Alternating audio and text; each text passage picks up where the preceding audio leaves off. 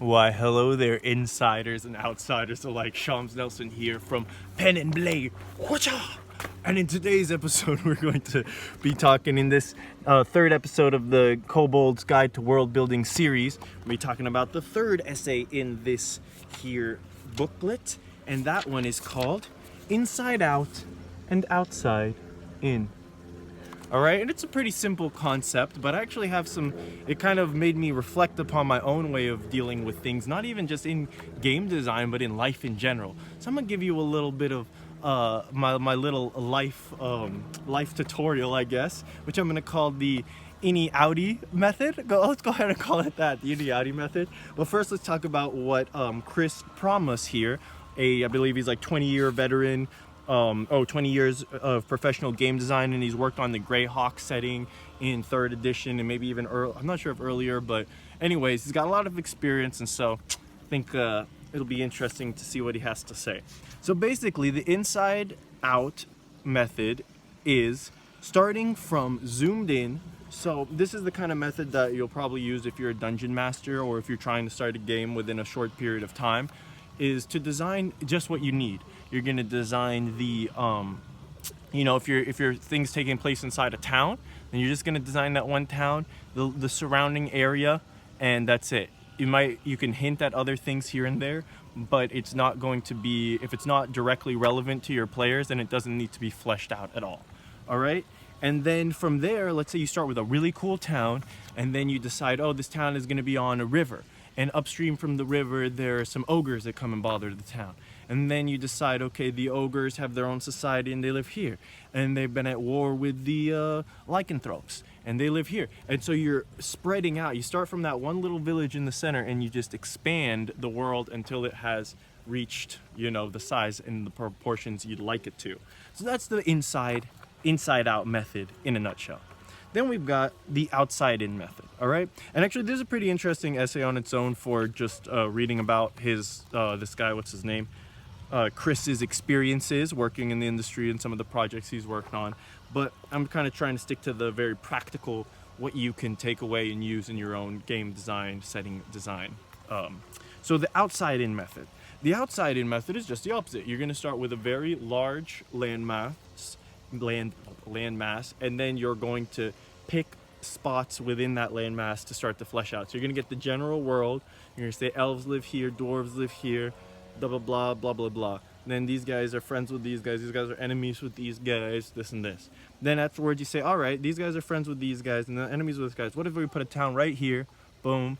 And so what's the dynamic of that town? Now that I know the overarching style of the campaign setting, what is the exact, let's go into detail. So you start with outside, you got the whole world, you zoom in on specific spots, boom, boom, boom, boom, boom, all right?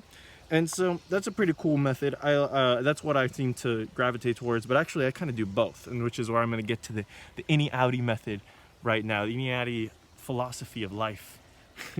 But one thing I liked is over here, I'm gonna read an excerpt of something I liked from the outside-in method. Some things from the folio I choose to leave out, like specific numbers and troop types of the nations. Instead, I included entries for each nation, like important landmarks. These were just names with no description provided. So just names with no description provided. Dangling mysteries for GMs to explore. The Elf Kingdom of Roland, for example, has a Cairn Cross Hill, Shrine of the Hunter's Moon, and Windgrass Grove. Okay? I have never written those up, but I bet some enterprising DMs have. So I kind of like, that's a cool little takeaway, which I like. Give things interesting names, don't give them any more details. That's it, that's all you get. This is the name of the place. And it works great for my actually kind of that's what I was doing with, I don't know if you've seen some of my older videos where in the Pirates Mapbook series, I have a random generator where I roll the names of the map, the names of the island and the names of some of the locations sometimes. And then I use that to prompt my world building, which I really like because it pushes me to new places that I wouldn't have gone on my own just if I was coming up with something just completely out of the blue. So I really like that. And she's saying that the problem with the outside in is it takes a little bit of time to figure out the big the big picture things, because it's gonna be very vague at first, and there's so many directions you can go.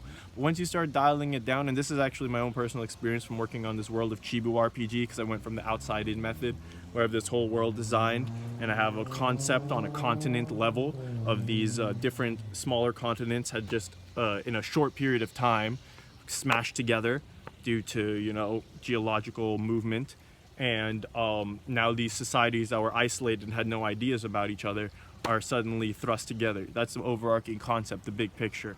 But now I have to figure out what I want to do as far as how each little piece fits together, specific cities and stuff like that. So let me talk to you a little bit about the inside out method. And then of course he mentions the crossing of streams, where you can do both. And that's what, I think in life, balance is extremely important. And so like the inside out method, or the the Innie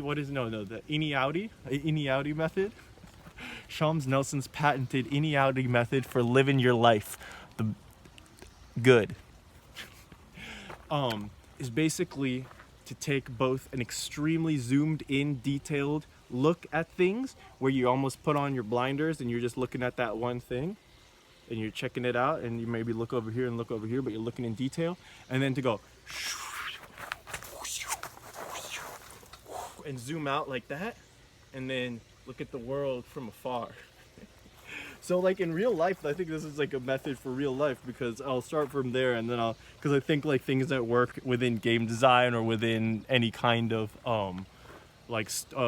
almost anything in life is based on principles that are true to life itself, just based on the nature of the world, the nature of things.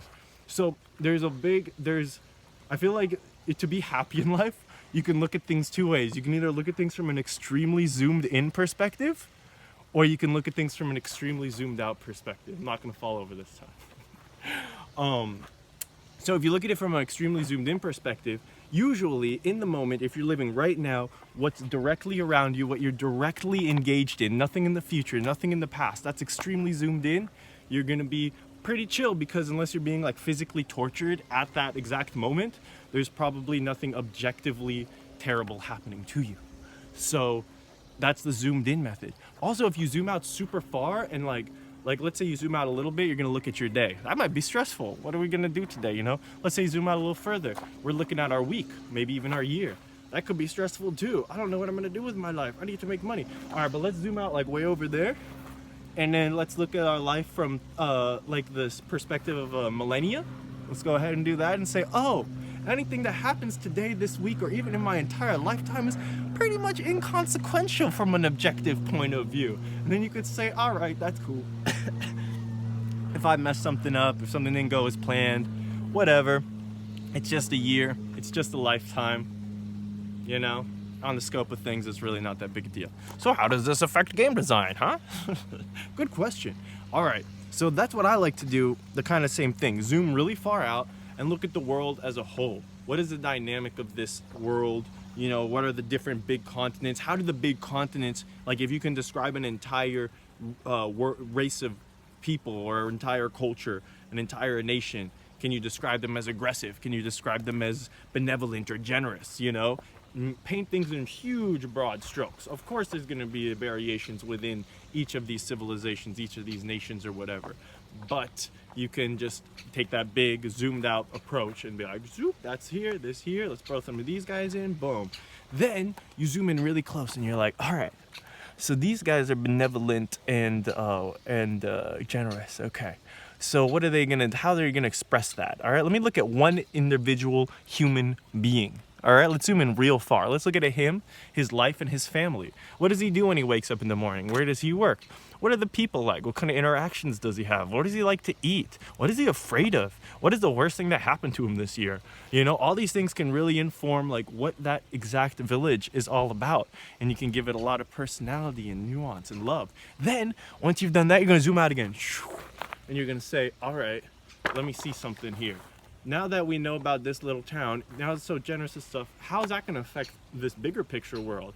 Maybe this town decided to come to the aid of these people over here when they were in dire straits, and now these people owe this town their life, and they have this allegiance, and these people, even though they're aggressive and evil usually, to these guys, they're super nice and kind and like loyal to a fault. You see what I'm saying? So in that way, you can kind of, and then you zoom in again. Now let's zoom in on the aggressive guys. Well, how do they feel about these guys? Do they feel resentful that they have a life debt to this other tribe? Or do they genuinely feel like happy and, you know, like they want to help the other tribe because they feel grateful in their hearts, even though they're aggressive? They just like to fight. That's just the thing. It's not like they're mean or evil. They just enjoy combat. You know, that's what they're built for, maybe. All right. So that's the Innie Outie method. The Master Snake Fingers, Shams Nelson, Pen and Blade, Innie Outie method for life and for living life good. All right. So until next time, peace, God bless, and stay fantastic, everyone.